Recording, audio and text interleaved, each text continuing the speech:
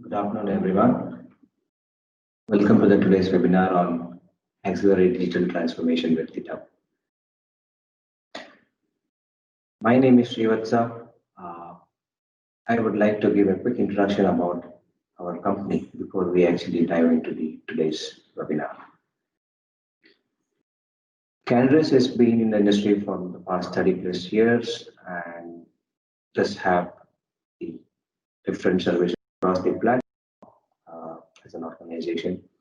Canarys has adopted best practices and optimized the processes to improve overall service delivery to our customers. The area where the consulting services are done is on Azure Devops, can be with migration from one platform to another platform, can be an implementation of end-to-end DevOps best practices.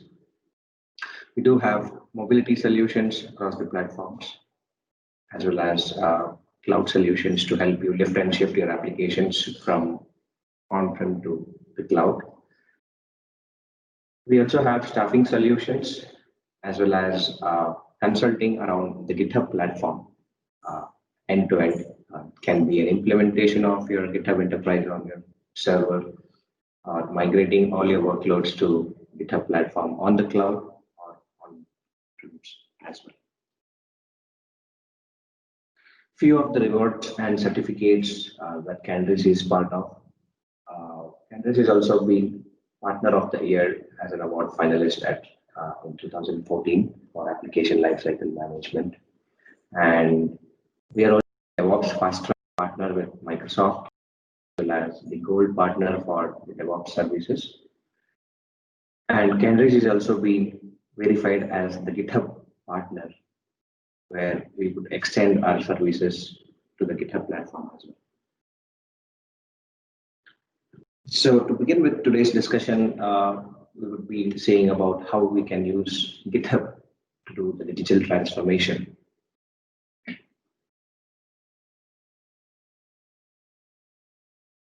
So today's agenda would be an introduction to GitHub and its services across the platform.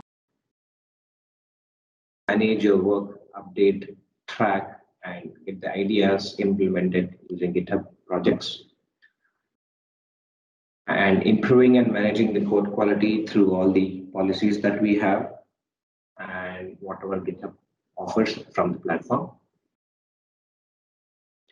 And how do you automate from code to cloud using GitHub Actions? Product innovations need to reach customers quickly and stay available, but it's not enough to have the world's most efficient and collaborative developers. This code needs to be realized in functioning products that your customers can use. And these products and services need to be reliable, scalable, and secure. Traditional methods of delivering and operating software need rethinking, especially in a cloud-based world. A business needs to move fast and innovate, but because of the manual nature of deployments and the siloed organizational structures, processes, and tools, human error is inevitably introduced, which leads to high failure rates when changes are implemented and long times to recover from outages. In a bid to improve the reliability in these situations, we traditionally implement further controls via more manual processes and approval gates.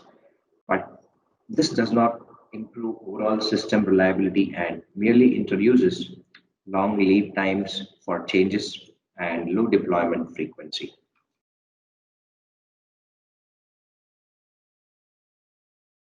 In a technology-driven world, developers are at the heart of your company's future innovation endeavors. From those first lines of code, how do you give your developers the best tools to unleash their capabilities and make them their most productive selves? But productivity doesn't just come. You also need to facilitate collaboration and code reuse across the teams. This accelerates problem solving and focuses efforts on solving new problems which are important to your business.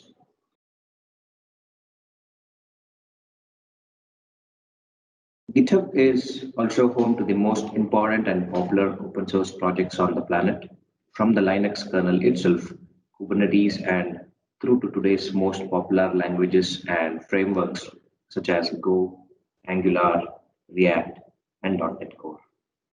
With almost all IT systems taking a dependency on open source projects, it's likely that these projects live on GitHub. This makes GitHub the best place for your company to participate in these projects, even if it's just keeping your finger on the pulse or the ability to raise issues. To innovate at scale, there are four challenges that need solving. The first is maximizing developer efficiency. So how do we give them the best tools and reusable building blocks to accelerate ideation to realization? The next problem is collaboration. Developers need to collaborate both internally and externally with partners and open source communities to accelerate development. When lots of developers collaborate on the same code, you now run into software quality and delivery challenge. You need to ensure the code can be built, passes required tests, is secure, and can be deployed at any time. You also need alignment of new features to business objectives and the ability to track these through development to production. Once your code is up and running, you need the ability to maintain your service reliability, scale to meet customer demand, maintain your security posture, and provide feedback to developers to continuously improve your service stack.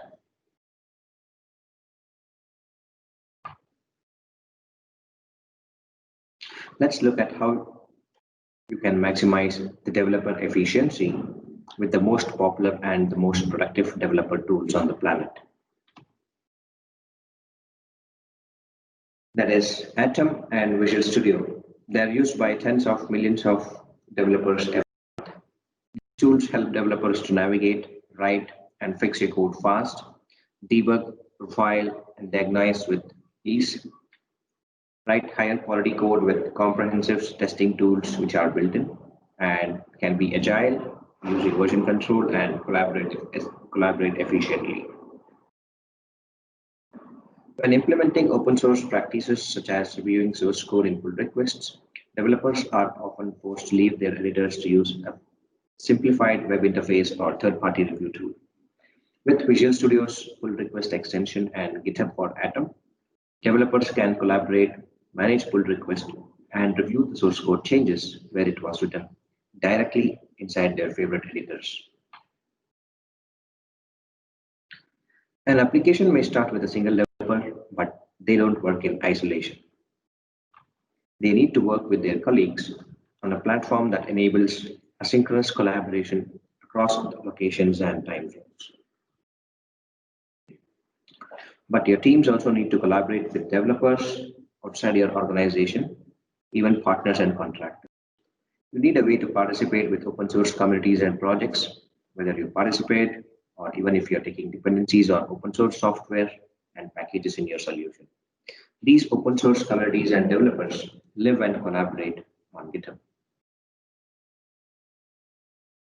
Let's look at how we can increase the software quality and ensure code can be delivered to production securely at any time using Azure Devops services. Azure Devops allows you to plan smarter, collaborate better, and ship faster with a set of modern dev services. Azure Pipelines is our offering for the heart of your DevOps needs, that is continuous integration and deployment. Build, test, and deploy with CI/CD that works with any language, any platform, targeting any cloud. Azure Pipelines is the perfect launchpad for your code, automating everything from your builds and deployments, so you spend less time with the nuts and bolts and more time delivering value to the business. Azure Pipelines is integrated with GitHub and is now available on GitHub Marketplace.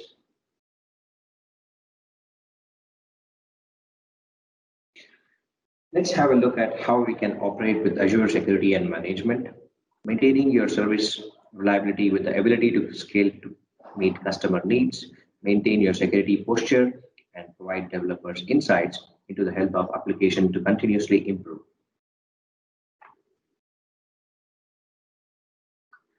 Azure has a full set of services to meet all your security and management needs, starting from the governance, where we have all the exciting tools in the governance area, which includes Azure Policy to centrally manage all your policies.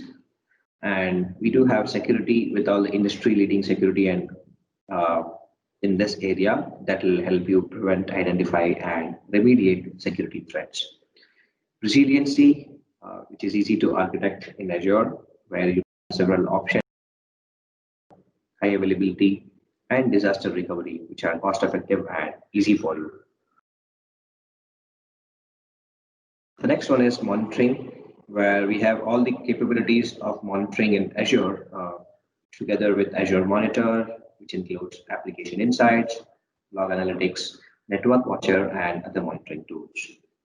We also have tools for configuration patching, which can be automated with the help of our shell scripting.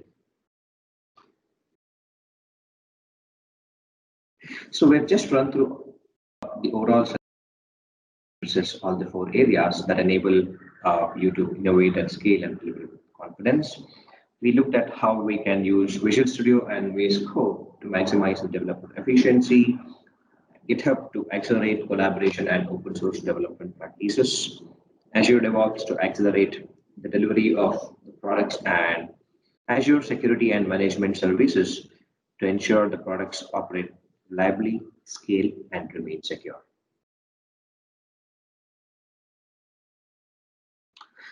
This is not a complete listing of all the services, but highlight some of the key or main areas that you can utilize to accelerate your innovation. You can deploy to our core infrastructure or advanced platform, such as service workloads, such as Azure Functions and Azure Kubernetes Service, as well as leverage Microsoft and open source data solutions, AI, and cognitive services, as well as extending your applications across the Azure stack and hybrid deployments. While we provide a best-in-class pre-integrated solution, we understand you likely have investments in certain areas. GitHub and Azure are open and they allow you to use and orchestrate your favorite third-party tools. So if you have already made tooling choices such as Jenkins, Terraform, or Ansible, we do have integrations help you get started.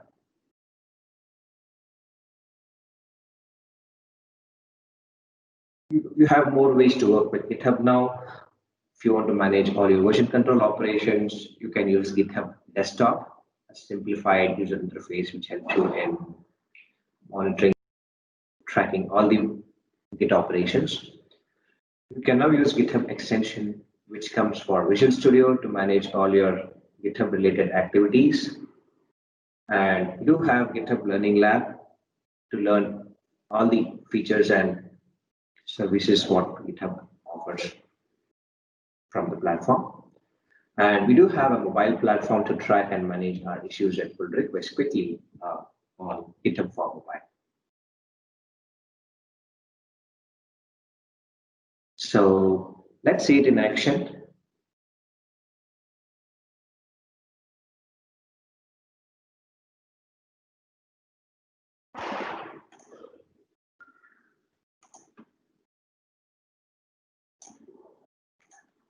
Okay, so GitHub has different plans for all the developers depending on the need of your requirement, the need of the features. Accordingly, you can go and opt in for the plans that we have.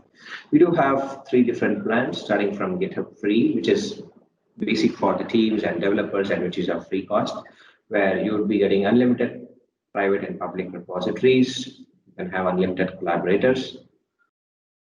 As part of the GitHub Actions, you get 2000 action minutes per month, and which is free for all the public repositories. So you also get the storage of 500 MB for storing up all the GitHub packages. So the next one is GitHub Team, where you will get advanced collaboration and support for the teams, which includes all the features that was included in GitHub Free. Plus, you do get a couple more minutes of actions and a couple more storage of GitHub packages. Also, you get an option to go and have your code or files as a code owner capability. Similarly, we also have GitHub Enterprise, where you get everything that is included in the teams, and you also get some security features with capabilities of single sign-on, defining two-factor authentication, the advanced auditing, and so forth. So depending on the needs and the teams, you can actually go and opt for the plan that is available and get started.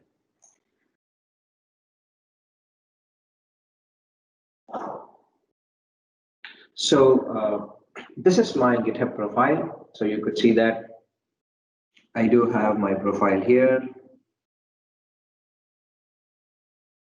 So this gives me a quick information about what repositories I contribute to and what is the statistics of my profile. So if you don't have a GitHub profile, all you can do is go back to the github.com. You can sign up for free using your Outlook or any of the mail account and get started with the creation of an account and start leveraging all the features. So in today's, I would just like you to show you what all capabilities that we have with respect to this particular platform. So if you could see here, I have one or more repositories that I'm part of. And this GitHub, it also comes with managing all your organizations. So you can have one or more organizations to monitor and define all your repositories and access levels within the GitHub platform. So to do that, I can just come here and view this particular organization and start creating all my new repositories and define the access levels accordingly. So if you could see here, I can have as an enterprise organization or as a GitHub personal account and then start managing all my repositories. So I can have one or more repositories entitled this particular organization.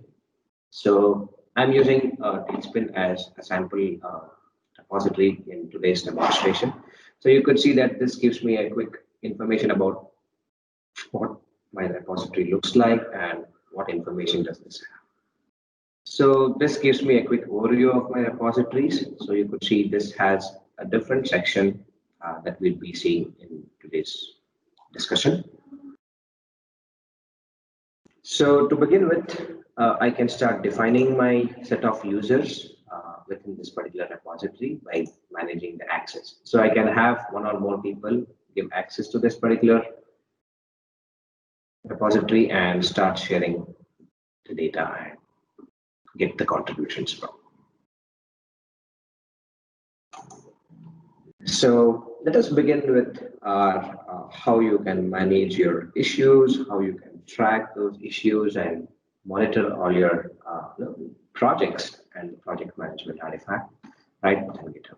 So GitHub offers us to go and define GitHub projects where you can define and track issues or features that your team or you are who's working on this particular area. So to begin with, I just come into the GitHub projects where I can define my project and give a name. So this project comes with a pre-configured board template, basically a Kanban board with some set of workflow automation. So you could see that I can define a basic Kanban template or use an automated Kanban board, which is built in with all the triggers so that automatically it moves all my issues and pull requests across the states that I have as and when the teams are updating. Also, I can go with if there are any review process that I would like to enforce and start leveraging it. I can also use automated Kanban with reviews. Similarly, if I want to go and triage and start working on the bugs to prioritize all my bugs, I can also use this template. So I already have a template defined, so I can come here on this particular section and see what information or issues that this particular project is having. As if you could see here, this particular project has some set of issues that we are tracking as part of this particular project. You can see that it has a to-do, in progress, review in progress, and done as different states. So each state has one or more issues and cards. So I could come here and see that the more details about what this particular issue talks about and if who's who was assigned this particular issue and to which project it belongs to.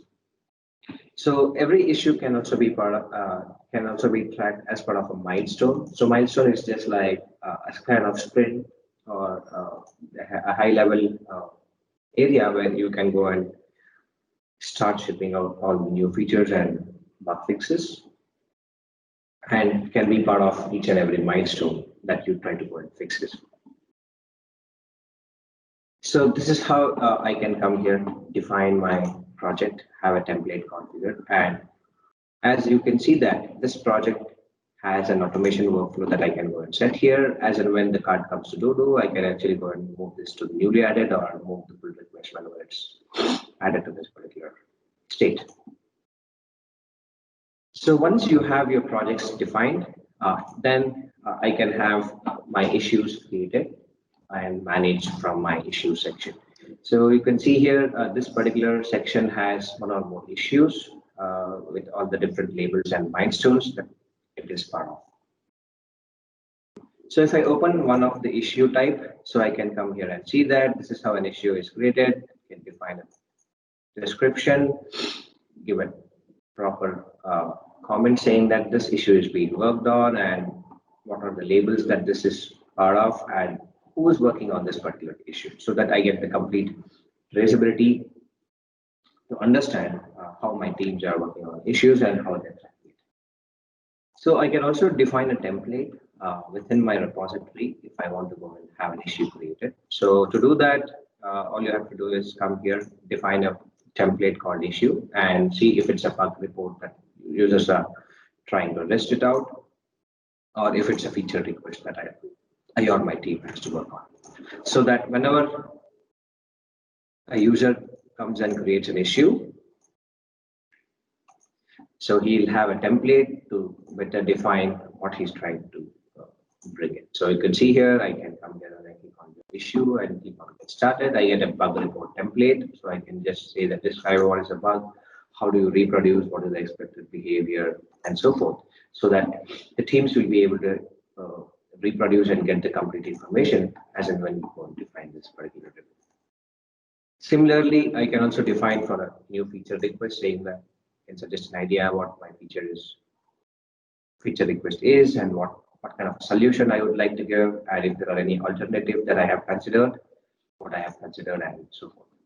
So this way you can have one or more templates so that you can gather a lot of other information when the user is reporting one. So once I have all my issues, I can also define one or more labels and see what this particular issue or card is part of, so that I can filter based on these labels and start working on those issues. So you can see that there are a few issues which says that good first issue new good for newcomers, and if there are any labels with the help wanted, which means that some extra attention is required for this particular issues. And based on the labels that you have defined and used within your issues and pull requests, accordingly, I will be able to filter it out and see all the list of issues that it is part of. Similarly, I can also define one or more sprints or milestones, and this gives me a quick information about how much has been completed, how many work is still in pending, or how many got closed as part of this particular milestone that I can track.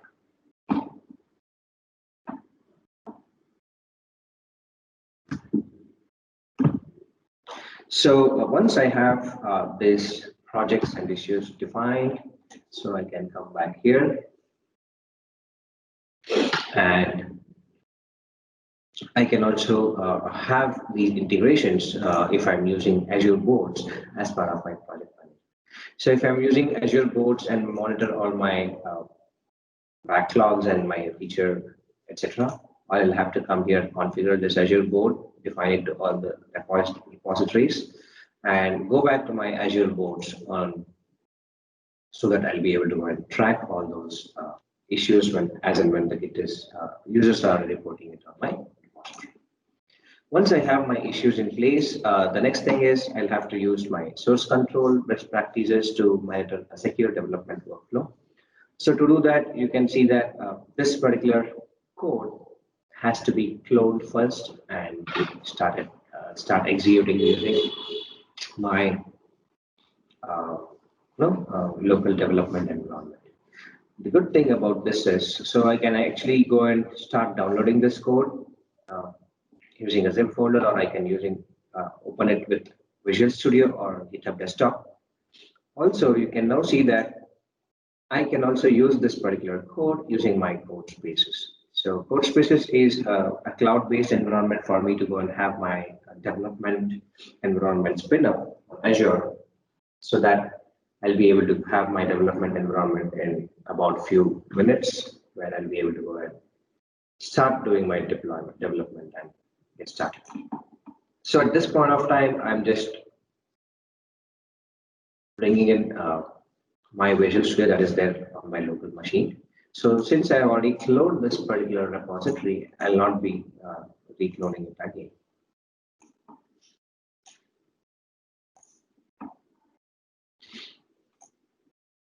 Okay, so at this point, you can see here my code has been connected to the GitHub locally with the help of GitHub. So with the help of GitHub extension, I'll now be able to go and see all the pull requests, all the things that my team is working on.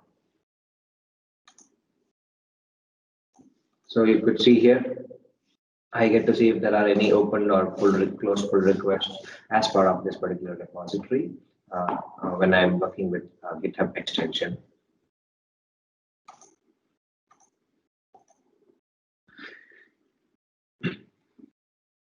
Okay, so this is not shown. Just try to narrow down the search. Okay, so now you could see that I have these many information that I can see right from my GitHub extension. Similarly, once I make a connectivity from my Visual Studio to my GitHub, I'll be able to go and start seeing my code locally and start contributing to this particular repository.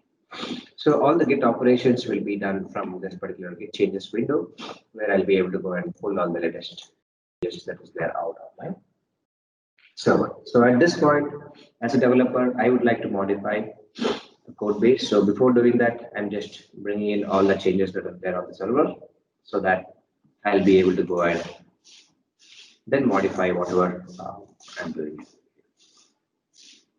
So as a developer, the best practice is to not work on master branch. So rather have your own isolation before working on it, and then promote those changes with the help of pull requests and policies. So before I go and start creating a branch and start developing or modifying something, let us go back and see how we can define these set of policies with our branching. So let me come back here. So at this point, GitHub gives us an option to go and have protected branches to make sure that whatever changes are coming into our master branch will be protected and secure. So to do this, I'll have to go to the repository settings, then go to the branches.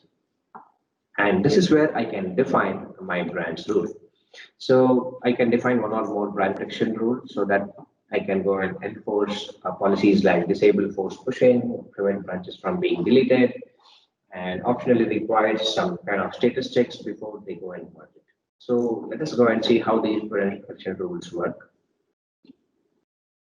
So at this point, I have a simple policy which says that I need a reviewer before merging in whenever a pull request is created.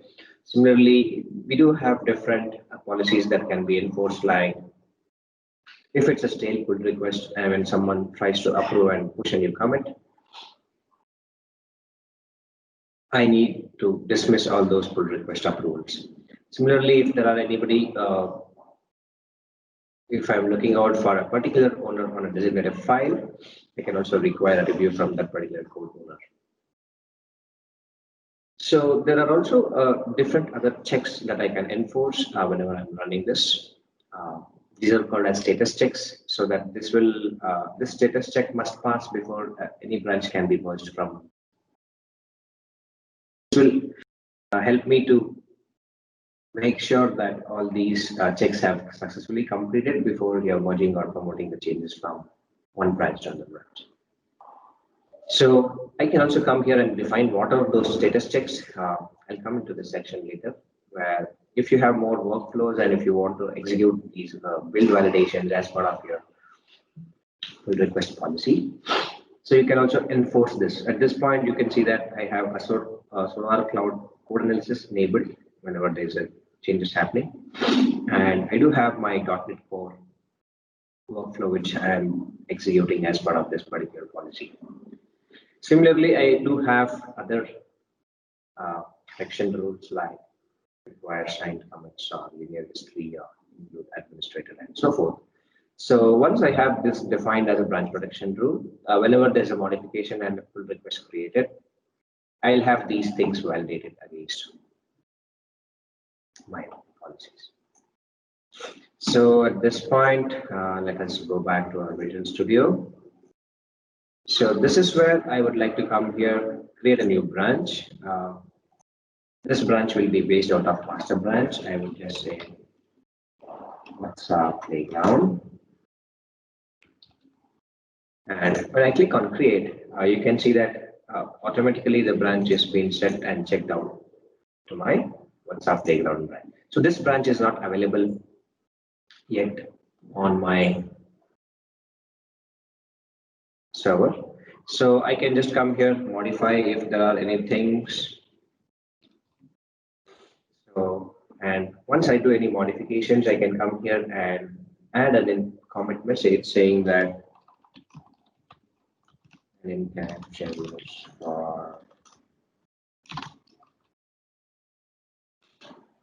cool. So once I have all these commit messages in place, I can either commit this locally first and then promote these changes to my server. If not, I can directly come here and commit and push these changes. So once I have committed and pushed this, the same changes will be available on my GitHub repository as well. So now that I have successfully pushed these changes to my particular branch, which is there on the server, let us try to go and see if I can promote these changes to my master branch and see how these validations will be taken.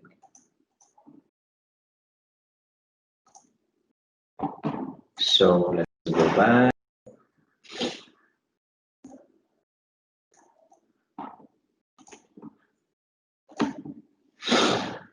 I'll go back to my repository. I can come here and you can see that there's a new branch called WhatsApp. So if I just switch onto this particular branch, I can come here and create a new pull request, requesting for small changes to my master target branch. So you can see that from WhatsApp playground to the master, since this is a fork repo, when creating a pull request, we have to create that first.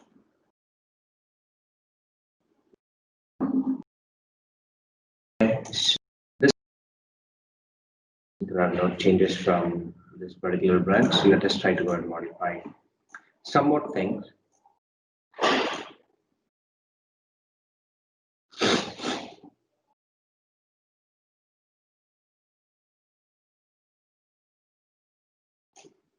Okay, let us add one more.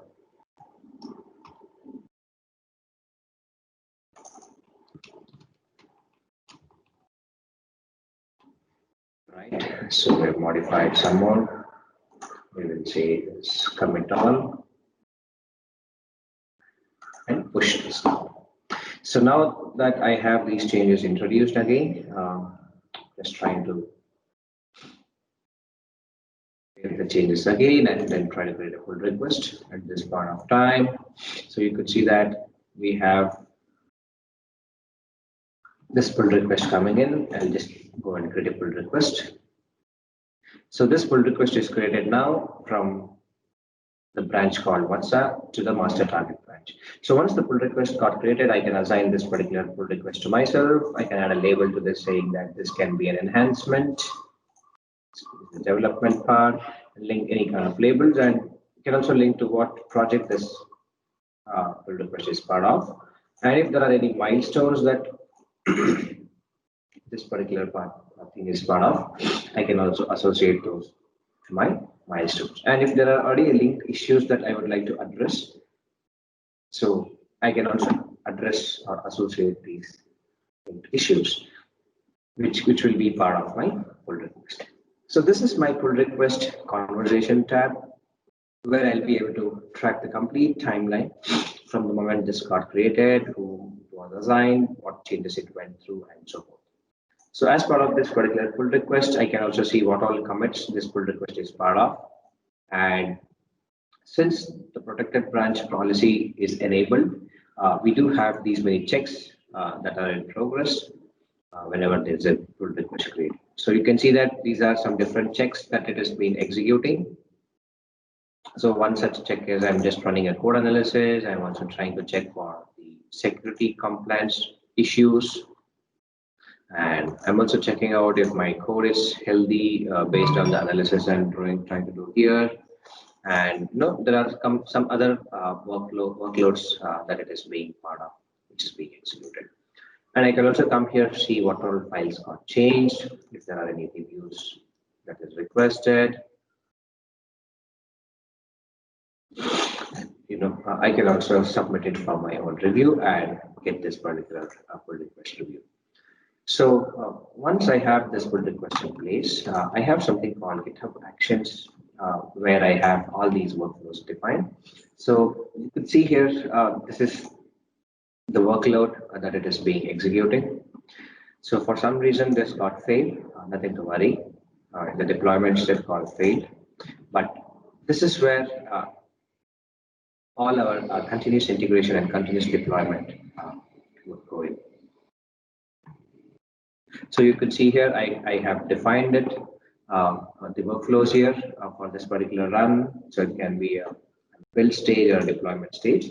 So because of these validations, I have all my pull request checks showing it up here. I can either go back and merge this pull request to it because I know what changes I have introduced. And because I'm an administrator of this particular repository, I also be able to go and promote these changes to my target branch. I can have one or more workflow runs. So as you can see here,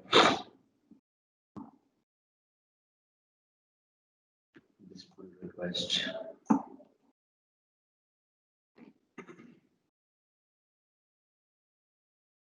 So I can have one or more workflows to go and see what this particular pull request looks like.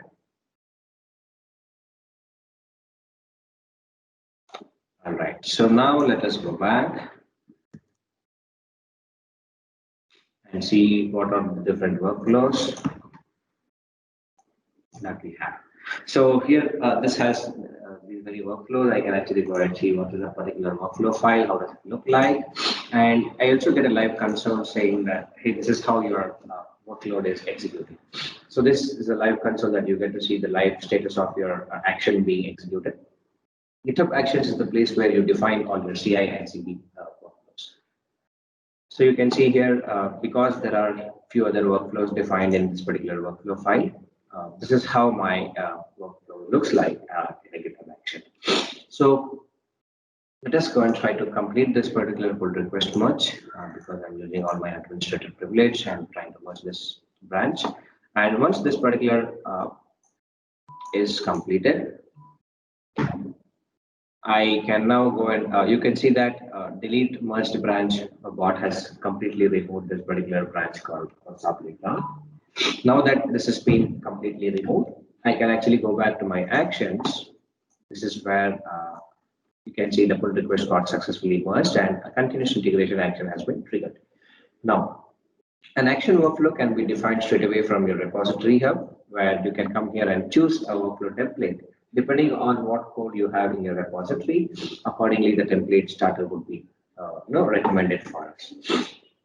So you can see here, I do have one or more such action templates that it is supported for any language, targeting any platform. If you're trying to bring in your deployments for Python application, you can use the Python templates. So I can use any of these starter templates if I'm creating my action workflow for the first time. So depending on these starter templates, I can define my workflow and get my CI/CD configured. At this point, I do have a few set of workflow files that I would like to showcase you. So one is this particular workflow file for doing my .NET deployment. So a workflow would always be residing inside the .github/workflows/your .yml file, action workflow file. So this is how a workflow is stored in a repository.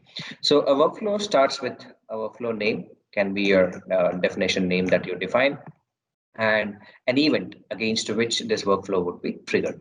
So there are different events on which workflow can be triggered. One is for every time there's a push happening on the branches master, you can make sure the workflow is executed. Similarly, there are other such events like you do have workflow dispatch events. You can also go and schedule. You can also create it based on the commit comment or based on the deployment status, etc. So these are all the different workflow runs that we have, workflow events. Then we do have the jobs, where you can have one or more jobs configured as part of your workflow definition. So a job, this will be running using the hosted runners. So in GitHub, you do have something called runners, which will help you to go and define or use what runner can be consumed as part of your workflow execution. One is the GitHub hosted runners, the other one is the private runners.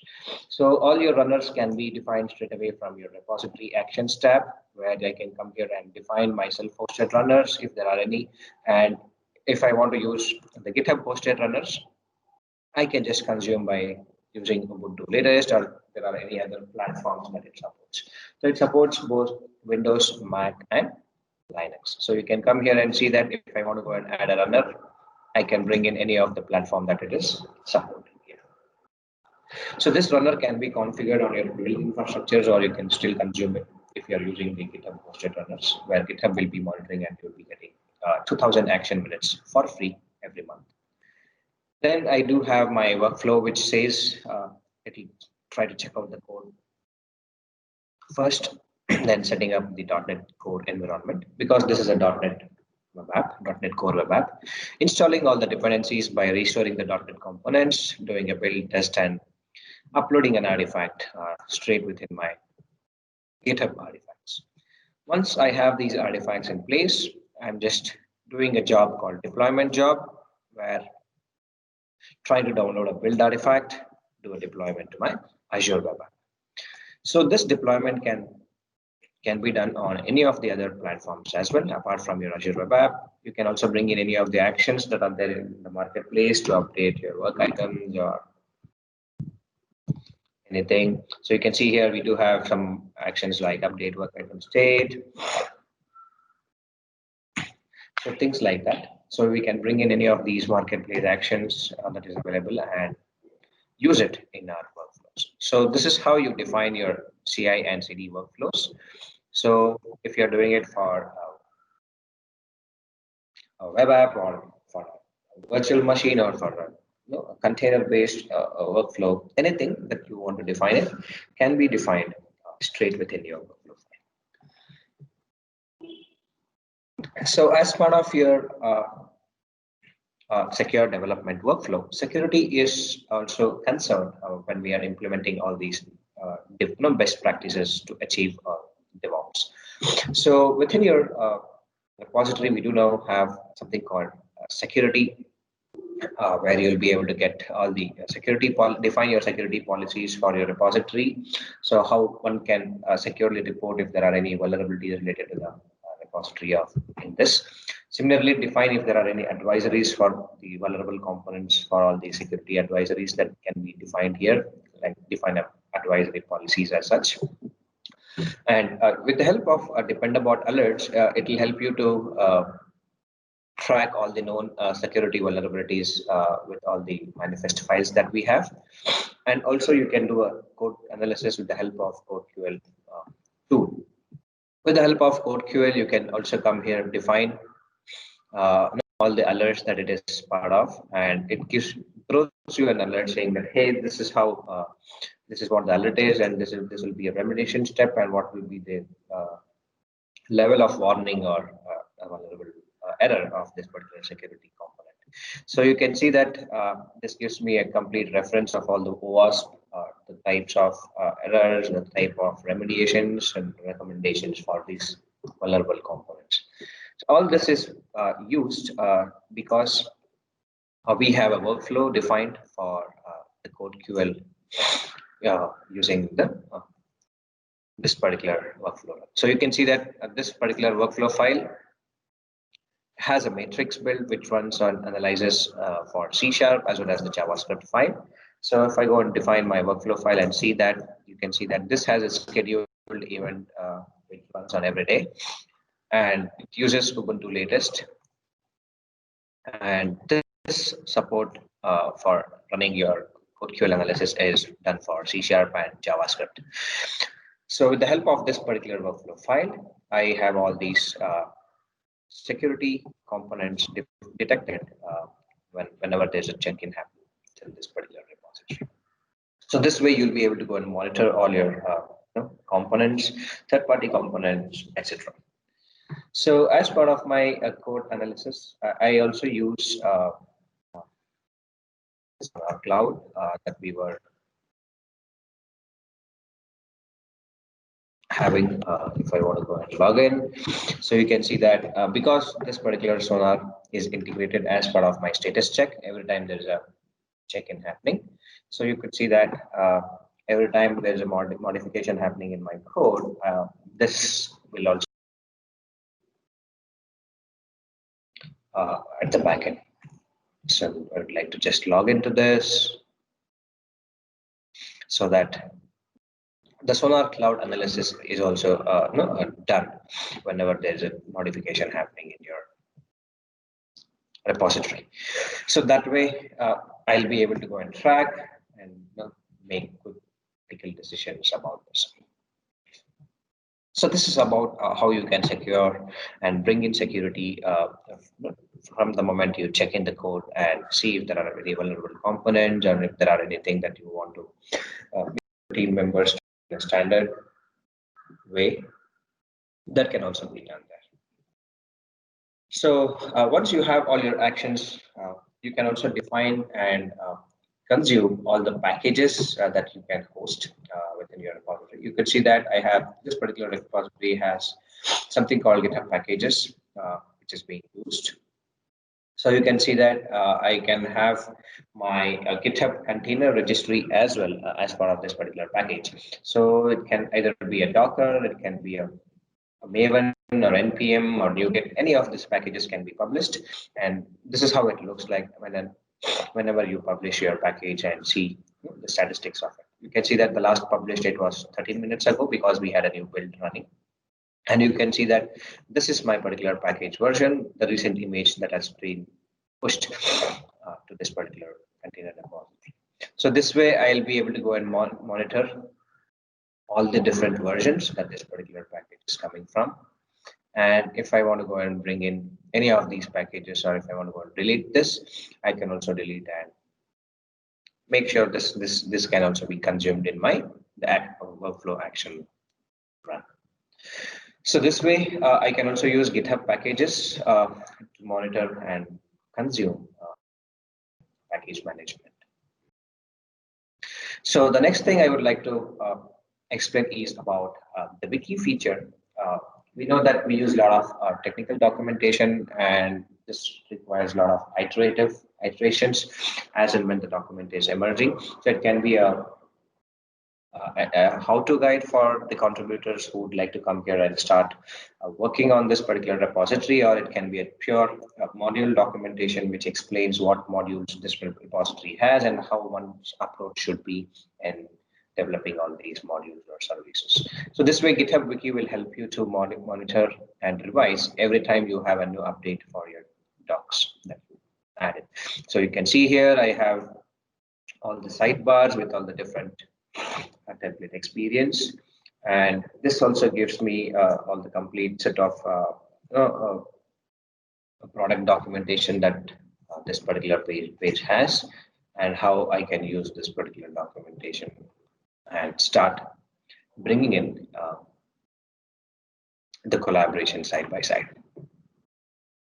So we also have GitHub Insights to track and monitor if there are anything that is missed. For example, I would like to come and see the collaborators and traffic for this particular repository. So you can see here, GitHub Insights gives me a way to go and monitor for the period of 1 week or 24 hours or the last 1 month, how this traffic was there. And you can see these were the issues that was opened and what were the contributors for this particular repository and the traffic for this particular repo. So what's the traffic and the number of clones that it has happened so far. So this way I'll be able to pull out a few insights that it gives me as part of my code commit frequency and things. So that I can also use my dependency graphs to see what are the dependencies and what are the dependent alerts that this particular repository has and so forth.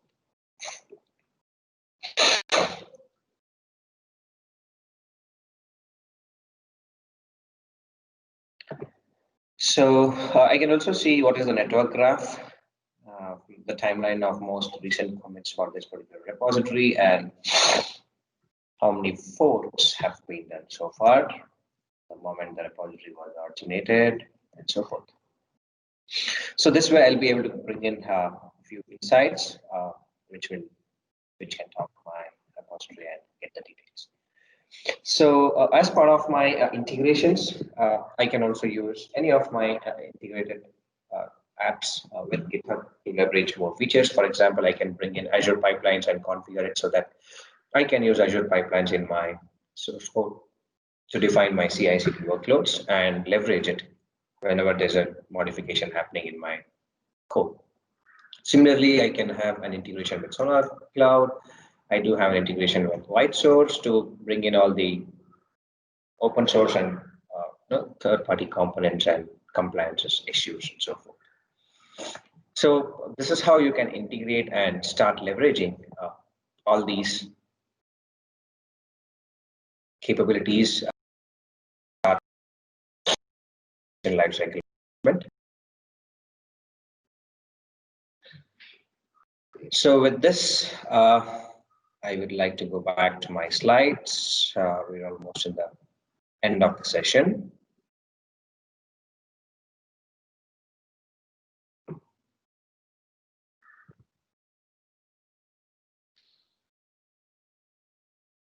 Okay, so yeah, so we also know how to modify a code using our Visual Studio and saw all the capabilities of what GitHub offers from the platform. So there's an announcement that we do have this technical workshop, which will be happening in the month of November on Azure Devops and Kubernetes service, Azure Kubernetes service. So for more information, you can visit our website. You can get registered for this particular workshop. Stay tuned. And thank you, everyone. I hope the session was useful and we were able to quickly go through all the services that GitHub offered and as part of the platform and all the integrations and capabilities that we saw using GitHub, Azure, and Microsoft Visual Studio. With this, I would like to conclude this session. Thank you all.